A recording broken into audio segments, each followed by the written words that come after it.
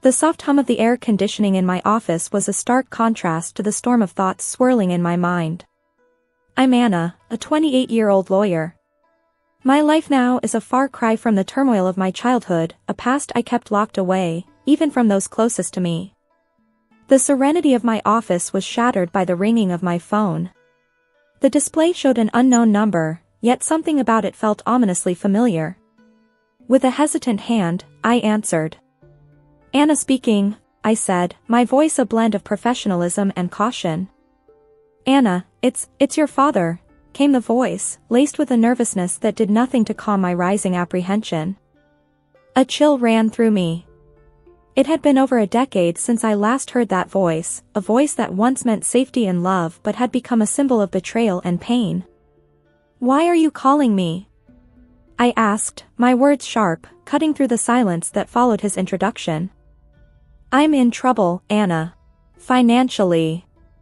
I need your help, he said, his voice cracking slightly. His plea, however sincere it might have been, ignited a fire of resentment within me. My help? Now you need me after all these years? I retorted, disbelief and anger intermingling in my tone. Yes, I wouldn't ask if it weren't serious. I'm really in a bind, he continued, desperation creeping into his voice. You stopped being my father a long time ago. You can't just call me now and expect me to help, I responded, my voice cold and unwavering. There was a pause on the line, a heavy silence that felt like an unbridgeable chasm. Anna, please. I'm still your dad, he said, a feeble attempt at rekindling a bond long extinguished. The word dad felt foreign, almost jarring. A dad? You forfeited that title when you chose her over me, I said, the years of suppressed anger and hurt finding their way into my words. You're my daughter. I thought. You thought wrong, I interrupted, cutting him off mid-sentence. You made your choice years ago, and now I've made mine. His voice was a mix of pleading and despair. Anna, I am sorry. I just need this one favor. The word sorry echoed in my office, a hollow and meaningless sound. Sorry doesn't change the past. I can't help you, I stated firmly and hung up. My childhood, before the age of 10, was filled with love and laughter, a testament to the wonderful life my parents and I shared in our small rented house. My mother, a beacon of joy and kindness, filled our days with warmth and our nights with stories and dreams. My father, once a playful and caring man, would spend evenings playing games with me or teaching me little things about the world. Our home was a cocoon of happiness, where every day was an adventure and every night a sweet dream. But our blissful life came to an abrupt halt with my mother's untimely death. The house that once echoed with laughter and love turned into a silent mausoleum of memories. I remember walking through the rooms, each corner a stark reminder of her absence. The loss was unbearable, not just for me but for my father too, who had lost the love of his life. However, the depth of his grief seemed to diminish quickly, much to my confusion and dismay. Within just a few months, he brought home Marissa, a woman who was to take a significant role in our lives. I recall the day he introduced her, a day that marked the end of my cherished childhood. Anna, this is Marissa. She's going to be staying with us, my father announced one evening, his voice devoid of the warmth I was so accustomed to. I looked up at her, searching for a hint of motherly warmth or friendliness, but found none. Her presence was imposing, her gaze cold and calculating. From the very first moment, I sensed a change in the air, a shift that filled me with an unexplainable sense of dread. Hello, Anna, Marissa said, her voice smooth yet devoid of genuine emotion. Her smile, rather than comforting, seemed to hide something sinister beneath its surface. In the days that followed, the house felt different, as if the walls themselves were recoiling from her presence. The cheerful memories of the past seemed to fade, replaced by a lingering unease that settled in every corner. I remember looking at Marissa, trying to find something redeeming or kind about her, but her every look, every gesture, seemed to be laced with an unspoken animosity. It was clear that she wasn't here to fill the void my mother had left, but to weave a new narrative, one in which I was an unwelcome part. As I watched her move around our home, a home that once felt safe and happy, I couldn't help but feel that her arrival was the beginning of something ominous. The way she looked at me, with eyes that seemed to hide more than they revealed, did not bode well for the future. The days following Marissa's arrival were like walking through a nightmare that I couldn't wake up from. The house, once filled with my mother's laughter and love, now felt cold and unwelcoming. Marissa's presence cast a shadow over everything, turning even the simplest daily routines into a series of struggles. One morning, as I sat down for breakfast, I noticed my food tasted unusually salty. "Marissa, did you put too much salt in this?" I asked, my voice hesitant. "Oh, did I? It must have been a mistake." "Just eat it, Anna. Don't be so picky," she replied, her tone dismissive, almost mocking. The incidents grew more frequent and spiteful. I remember finding my clothes ruined after laundry. "Marissa, my clothes are all faded." "What happened?" I asked one day, holding up my once favorite dress, now discolored and unwearable. She glanced at it and shrugged nonchalantly. "Maybe the washing machine is acting up. Or perhaps it's time you stop wearing such childish clothes." I felt a surge of frustration but knew arguing would only make things worse. Feeling helpless, I turned to my father, hoping he would see through her facade. "Dad, Marissa is ruining my things. She's always mean to me," I said one evening, my voice trembling with a mix of anger and sadness. My father's reaction was far from what I had hoped for. "Anna, you're imagining things. Marissa is doing her best to fit into our family. Stop causing trouble," he said sternly, his words cutting deep. "But Dad, it's the truth." I protested, but he wouldn't listen. "That's enough, Anna. I don't want to hear any more of your accusations," he replied, his voice rising in anger. Each day was a battle, trying to navigate around Marissa's hostility and my father's indifference. The home that once felt like a sanctuary now felt like a prison.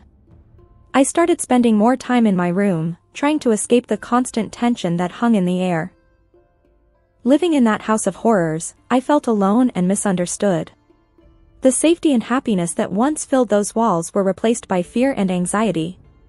Every day, I longed for the past, for the times when my mother's smile was enough to light up the entire room, a stark contrast to the darkness that now lingered in every corner. Living with Marissa became a daily ordeal of evasion and endurance. Her hostility towards me escalated from verbal jabs to physical abuse.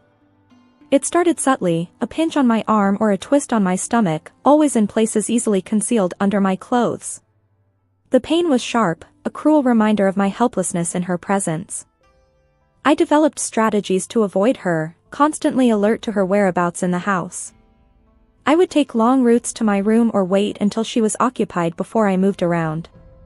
Despite my efforts, there were times when she caught me off guard, and those moments always resulted in some form of pain.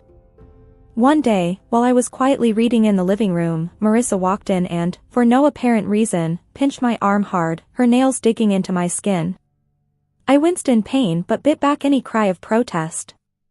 She looked at me with a cold, triumphant smirk before walking away. During one of Grandma's rare visits, she noticed my cautious movements and the way I flinched when Marissa's voice echoed through the house. "Anna, is everything all right at home?" Grandma asked, her voice filled with concern. I looked at her, my heart aching to tell her the truth, but fear and the desire to protect her from worry held me back. "Yes, Grandma, everything's fine. Just a lot of schoolwork," I lied, offering her a forced smile. She seemed unsure but didn't press further. I felt a twinge of guilt for deceiving her, but I couldn't bear the thought of causing her any distress.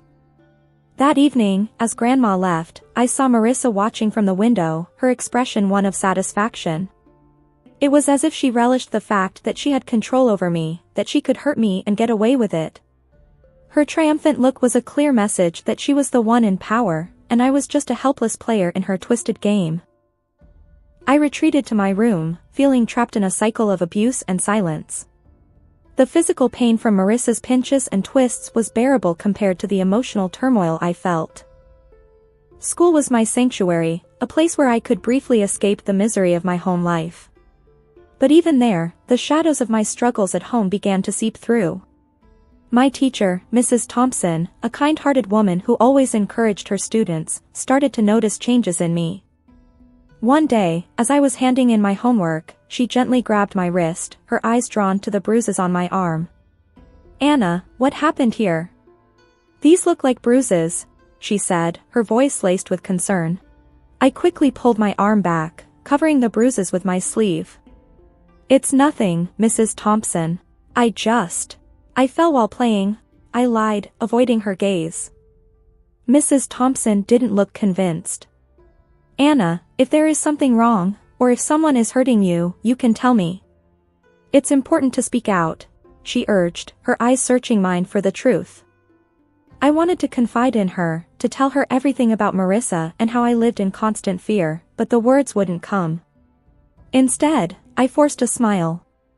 "Really, Mrs. Thompson, I'm fine. It was just a silly accident." She gave me a long, thoughtful look, then nodded slowly. "All right, Anna. But remember, my door is always open. You're not alone," she said, giving me a reassuring smile. I nodded, feeling a lump form in my throat. Her kindness made it all the more difficult to maintain the facade that everything was all right. As I walked home that day, Mrs. Thompson's words echoed in my mind. I felt a mix of gratitude for her concern and a deep sense of loneliness from carrying my burdens alone. The thought of revealing the truth about my life at home was terrifying. I feared the consequences, what Marissa might do if she found out I had told someone. That night at dinner, I was quiet, lost in thought about Mrs. Thompson's offer to help. Marissa noticed my silence. "Why so quiet tonight, Anna? Cat got your tongue?" she asked in a mocking tone. I just shook my head and continued eating, trying to make myself as small and unnoticeable as possible. After dinner, as I lay in bed, the reality of my situation felt more overwhelming than ever. Mrs. Thompson's concern had shown me that people did care, yet the fear of what revealing the truth might bring kept me silent. I was caught between the desperation to tell someone and the fear of Marissa's retaliation, a balancing act that I navigated every day. The day my teacher, Mrs. Thompson, decided to involve my father was a day filled with anxiety and dread for me. I sat in the principal's office, fidgeting nervously, my mind racing with fear about how my father would react. When he finally arrived, his face was stern, his eyes betraying a mix of irritation and embarrassment. "What's this about, Anna? Why am I being called to your school like this?" he demanded, his voice sharp as he walked in. I glanced at Mrs. Thompson, seeking a semblance of support. Swallowing hard, I tried to find my voice. "Dad, Mrs. Thompson saw, she saw the bruises," I stammered, feeling the weight of his gaze on me. Before I could explain further, he interrupted, his anger palpable. "Bruises? What are you talking about? Are you making up stories again?" Mrs. Thompson stepped in, her tone firm yet calm. "Mr. Smith, I'm concerned about Anna's well-being. The bruises on her arm don't seem accidental. We need to address this." My father's face turned a shade darker with anger. "She's perfectly safe at home. Anna, are you spreading lies about our family?" He turned towards me, his disappointment clear. The tears I had been holding back started to spill. "It's not lies, Dad. Marissa, she's been hurting me," I managed to get out, the truth finally surfacing. His reaction was one of total disbelief. "Marissa? That's ridiculous. She's been nothing but kind to you. I won't have you slandering her with these accusations." "But Dad, it's the truth," I cried out, desperate for him to believe me. He stood up abruptly, his patience wearing thin. "Enough of this. Tell Mrs. Thompson you made it all up." I obediently turned to the teacher and repeated his words.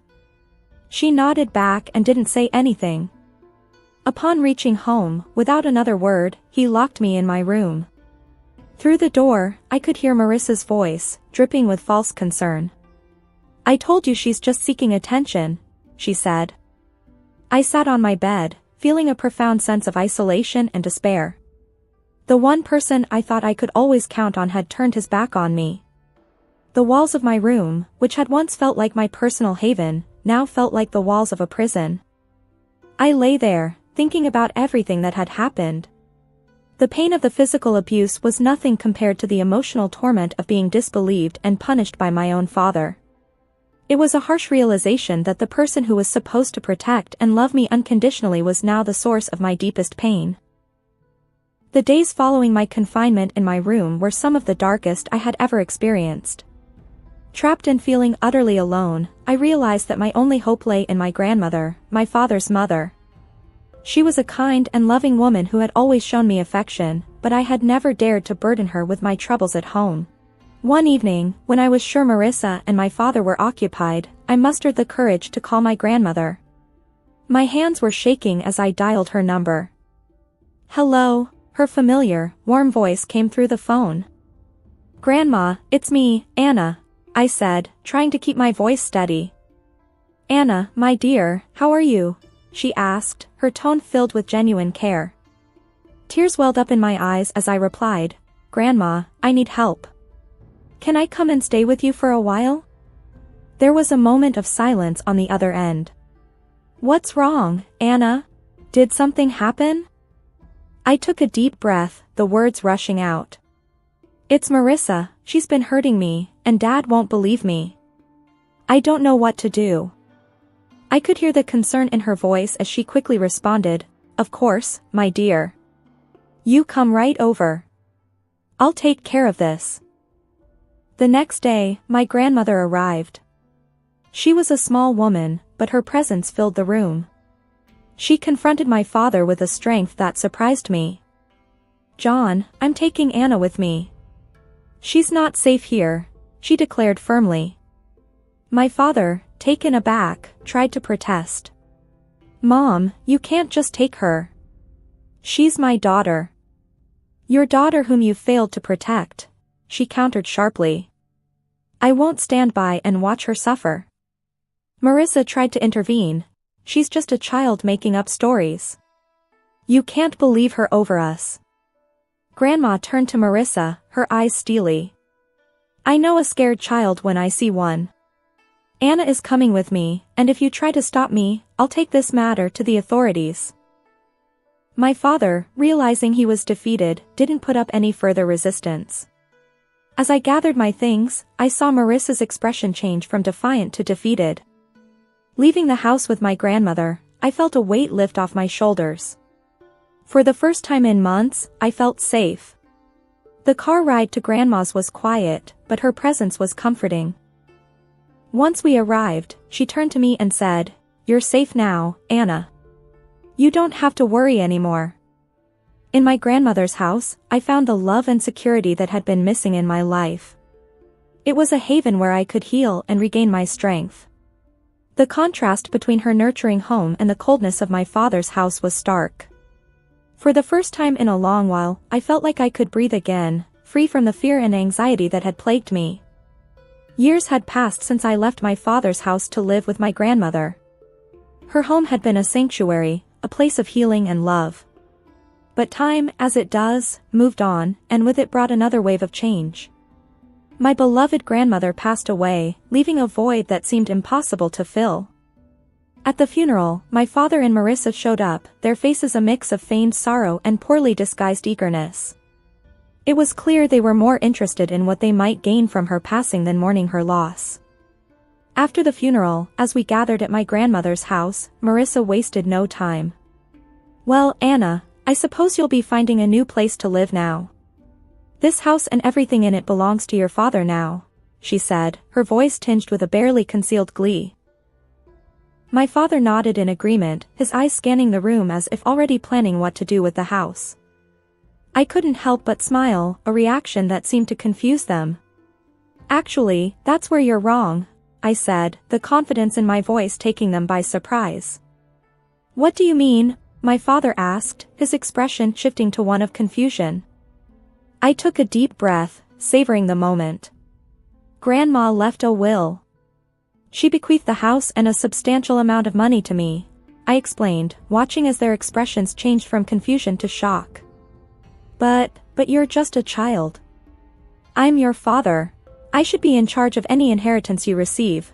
My father stammered, his sense of entitlement clear.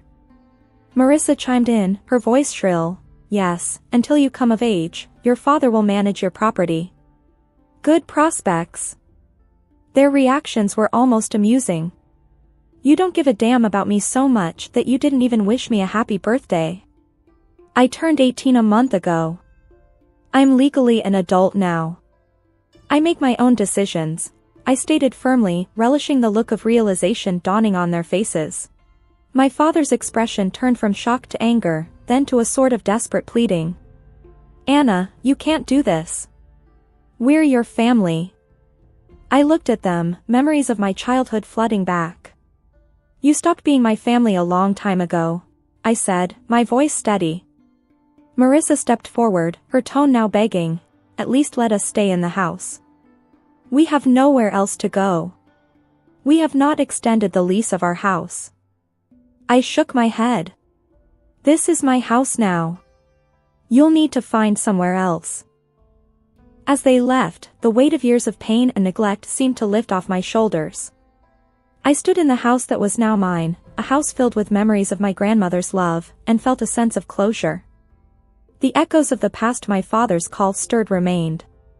I sat there, phone in hand, feeling a tumult of emotions. Anger, betrayal, and a sense of injustice.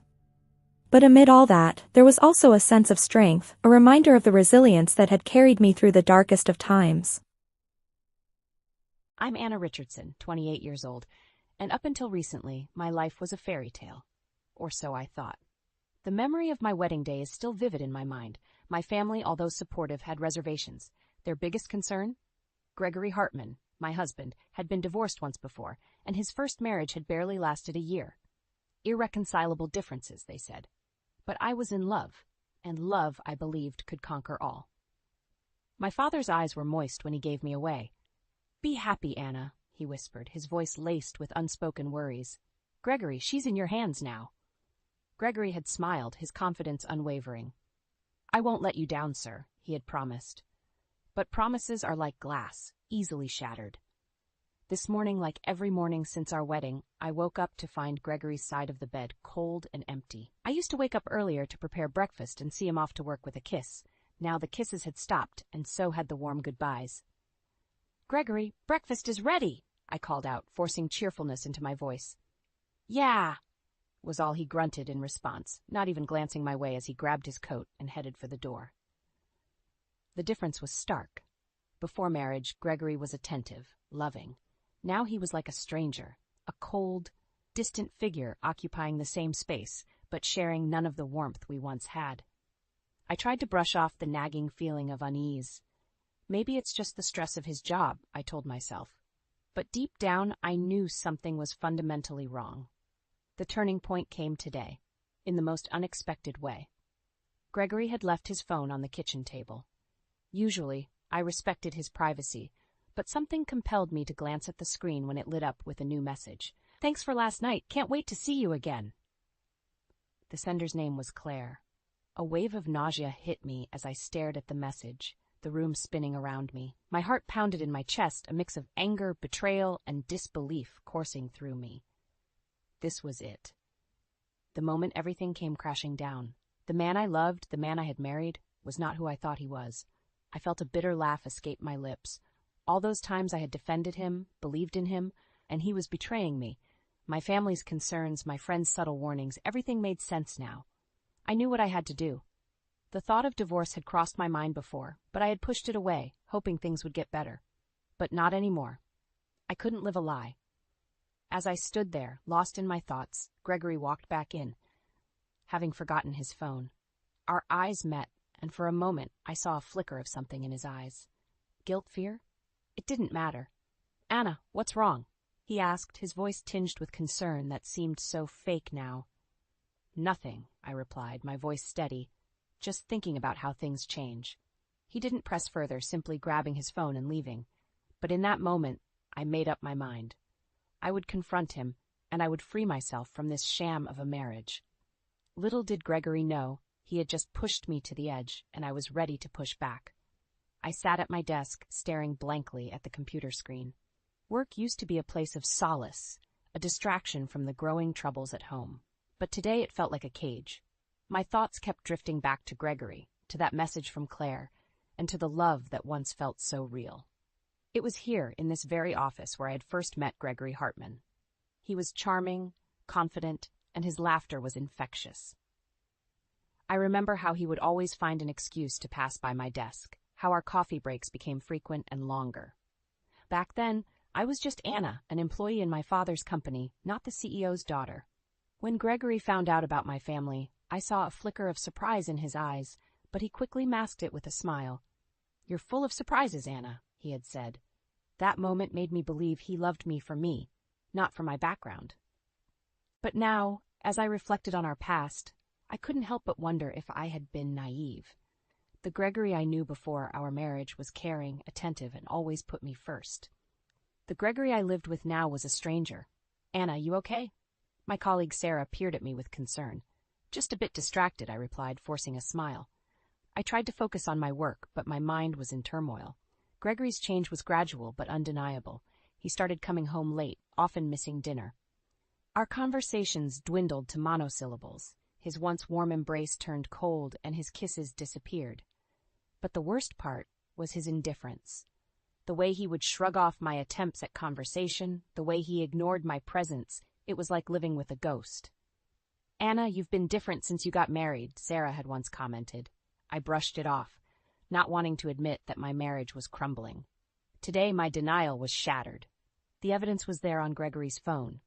The late nights, the lack of interest, it all made sense. He was having an affair. As the day came to an end, I packed my things and headed home. The house felt empty, just like my heart. I needed answers, and I needed to confront Gregory. When he finally came home, I was ready. "We need to talk," I said, my voice steady. Gregory looked surprised but nodded. "What's wrong?" "It's about us, Gregory. About our marriage," I began. "I know about Claire." For a moment, Gregory looked like a deer caught in headlights. Then he composed himself. "Anna, I can explain," he started, but I raised my hand to stop him. "I don't want your excuses, Gregory. I want the truth. Why did you marry me? Was it ever real, or was it all just a game to you?" Gregory sighed, running a hand through his hair. "Anna, it's complicated." "No, it's simple. You lied, you cheated," I countered, the hurt evident in my voice. "We talked, or rather, I talked and Gregory listened. He tried to explain, to justify his actions, but his words fell on deaf ears. The trust was broken, and with it, our marriage. That night, I made a decision. I would file for divorce. I couldn't stay in a loveless, deceitful marriage. I deserved better, and I was determined to get it. As I lay in bed alone in the darkness, I realized this was just the beginning. I had to brace myself for what was to come. But one thing was clear. I would not let Gregory Hartman ruin my life. The morning light crept through the curtains, casting a warm glow across the room.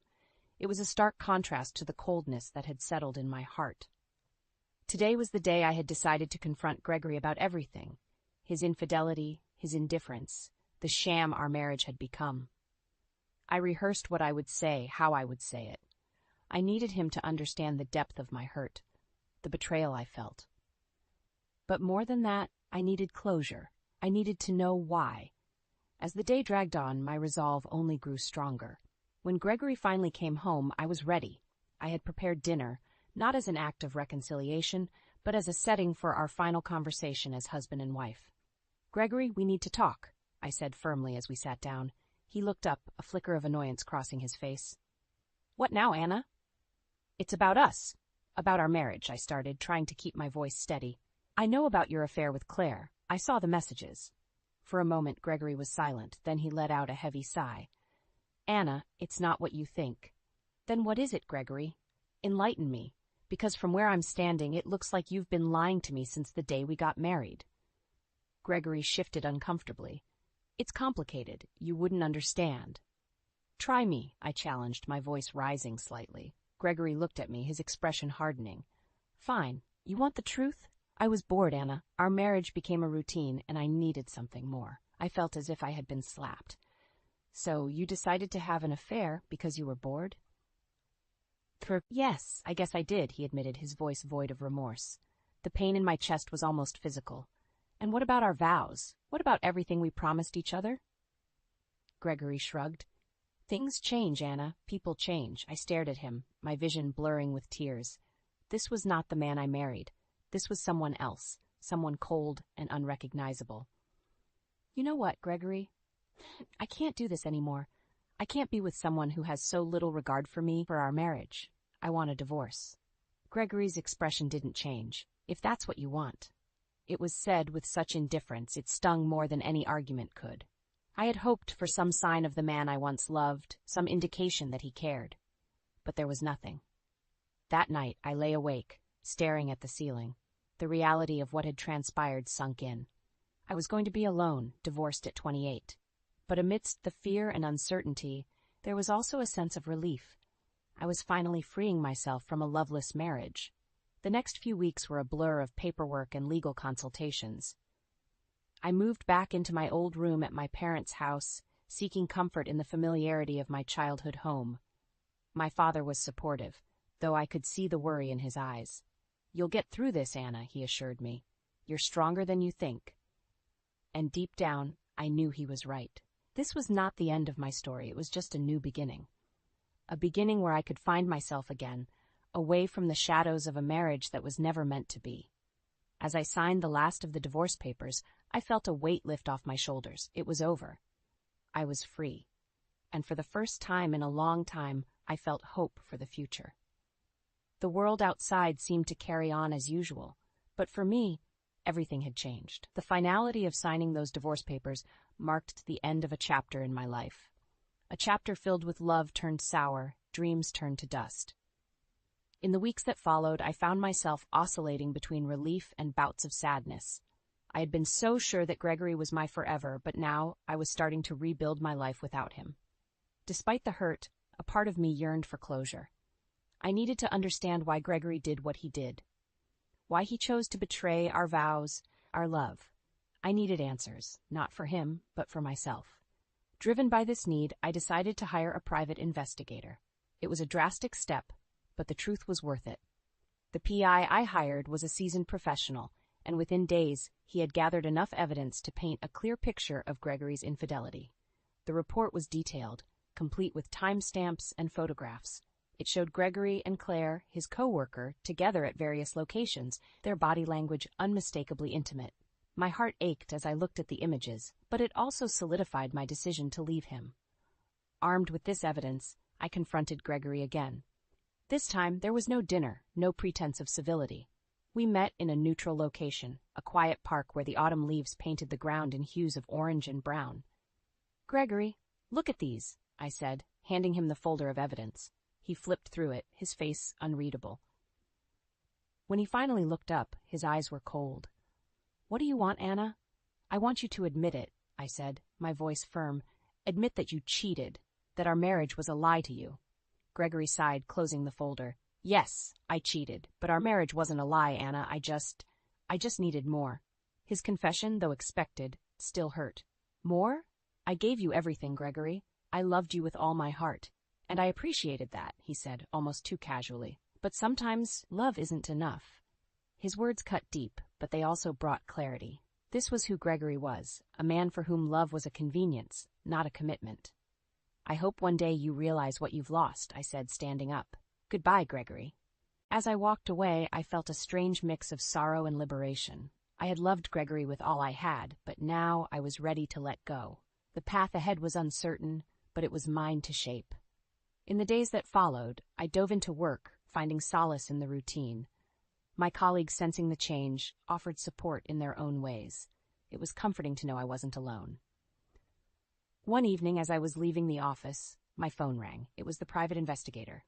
Miss Richardson, there's something you need to see, he said, his tone serious. Curious and slightly apprehensive, I agreed to meet him. What he showed me next was the last piece of the puzzle, the final blow to any lingering feelings I had for Gregory. It wasn't just about infidelity. Gregory had been planning to leave me long before our marriage crumbled. He had been manipulating me, using me, all along. The evidence was irrefutable, and it shattered any remaining illusions I had about him. That night, as I lay in bed, I realized that this was truly the end. There would be no more tears for Gregory Hartman. He had made his choices, and now I was making mine. I chose to move forward, to heal, and to find happiness again. Gregory was a part of my past, but he would not define my future. The chill of the early morning air was a stark contrast to the turmoil brewing within me. Today was the day I would confront Gregory and Claire together. I had arranged a meeting under the guise of finalizing our divorce proceedings, but my true intent was to expose the web of lies and deceit they had woven. As I walked into the cafe where we agreed to meet, I saw them sitting together, looking uncomfortably close. Gregory noticed me first, his eyes widening slightly. Claire, younger and seemingly oblivious to the gravity of the situation, gave me a disdainful look. "Thank you for coming," I began, my voice steady despite the storm inside. "I think it's important we all understand the situation clearly." Gregory cleared his throat. "Anna, I've already agreed to the divorce terms. There's no need for further discussion." I smiled, a bitter, humorless smile. "It's not about the divorce, Gregory. It's about the truth." I turned to Claire. "Did he tell you that he was planning to leave me from the start? That our marriage was just a convenience for him?" Claire's eyes flickered with uncertainty. "What are you talking about? We're in love." "In love?" I laughed, the sound harsh even to my own ears. "Is that what he told you? Because that's what he told me too." Gregory's face was a mask of frustration. "Anna, this isn't necessary." "Oh, but it is," I countered. "You see, I've learned a lot these past few weeks, about both of you." I laid out the evidence the private investigator had gathered, photos, messages, all painting a clear picture of their affair.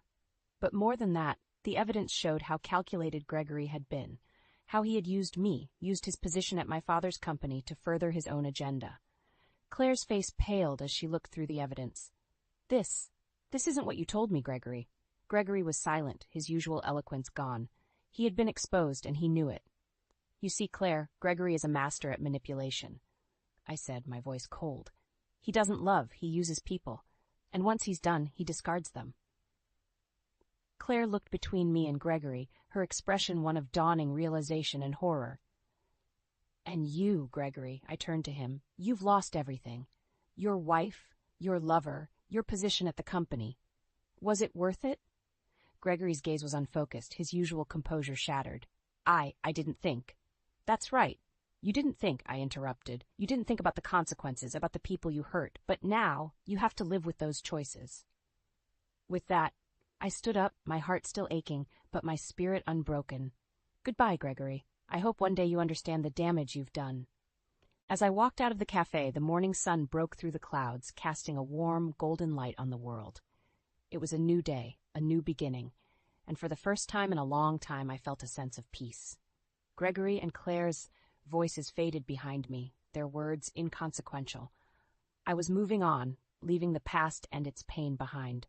The road ahead was uncertain, but I was ready to face it, ready to rebuild my life, one step at a time. In the days that followed the cafe confrontation, a sense of calm settled over me. It was as if facing Gregory and Claire, seeing their reactions to the truth, had lifted a heavy burden from my shoulders. My heartache didn't vanish, but it transformed, becoming a source of strength rather than a weakness. The legal proceedings for the divorce moved quickly, given the evidence of Gregory's infidelity. It was a straightforward case, and soon I was officially free from the man who had turned my life upside down. Along with the decree came a sense of vindication. Gregory was ordered to pay a significant sum in alimony. It wasn't about the money for me, it was about him facing the consequences of his actions. Meanwhile, Claire faced her own repercussions. Word of the affair and the evidence I had gathered spread through the company. Claire's parents, deeply embarrassed by their daughter's involvement in such a scandal, reprimanded her severely. Her colleagues, who once respected her, now looked at her with disdain. She offered her resignation, unable to bear the weight of judgmental stares and whispers. As for Gregory, his downfall was swift and severe. My father, upon learning the full extent of his betrayal, was furious. He had welcomed Gregory into our family, into his company, only to be repaid with deceit. There was talk of firing him, but before any official action could be taken, Gregory resigned. The shame and guilt were too much for him to bear. I watched these events unfold from a distance, feeling a mix of pity and relief. Pity for the pathetic end to Gregory's schemes, and relief that I was no longer part of his twisted world. My family was my rock during this time. They welcomed me back with open arms, offering comfort and support as I healed. My job at the company provided a much-needed distraction, and my colleagues' kindness reminded me that I wasn't alone in this journey. Life was slowly getting back on track. I found joy in small things: coffee with friends, quiet evenings with my family, the sense of accomplishment after a productive day at work. The pain of the past was still there, but it was no longer all-consuming. One evening, as I sat on the porch watching the sunset, my father joined me. He put an arm around my shoulders, a silent show of support. "You've handled everything with such grace, Anna," he said softly. "I'm proud of you." I leaned into his embrace, feeling a surge of gratitude. "Thanks, Dad. I couldn't have done it without you and Mom. You're stronger than you think, Anna. And remember, this experience doesn't define you. It's just a part of your story." He was right. This experience, as painful as it was, had taught me a lot about myself, about resilience and forgiveness. It was a part of my story, but it wasn't the whole story. As the sky turned a deep shade of orange, I made a silent vow to myself. I would move forward, embrace life, and open my heart to new possibilities. The future was uncertain, but it was mine to shape. The days turned into weeks, and slowly the scars of my past began to heal. The journey wasn't easy. There were moments of doubt and pangs of loneliness, but with each passing day, I grew stronger, more resilient. My life had taken an unexpected turn, and in the process, I had discovered a strength I never knew I had. The experience with Gregory, as painful as it was, taught me invaluable lessons about trust, love, and self-worth. I learned that love should never be taken for granted, nor should it be a one-sided sacrifice. I understood the importance of mutual respect and the courage it takes to walk away from a situation that no longer serves you. Most importantly, I realized that my happiness and well-being were in my own hands. As I moved forward, I found comfort in my work, joy in the company of friends and family, and peace in my own solitude. The world, once gray and bleak, was now full of color and possibilities. Occasionally, I would hear news about Gregory. He had moved to another city, a shadow of the man he once was. There was a part of me that felt sorry for him, but I knew that our paths were never meant to cross again. Claire, too, had moved on, finding a new job in a different company. I hoped that she, too, would learn from this experience and find a better path in life. One evening, while sipping tea in my favorite cafe, a thought struck me. This was where Gregory and I had our first date, where our story began. It felt like a lifetime ago, a chapter from a different book. Yet here I was, not broken or bitter, but wiser and more whole than I had ever been. As I looked out the window, watching people go about their lives, I realized that life was full of second chances. It was never too late to start anew, to write a new story. And maybe, just maybe, love would find me again. But this time, I would be ready.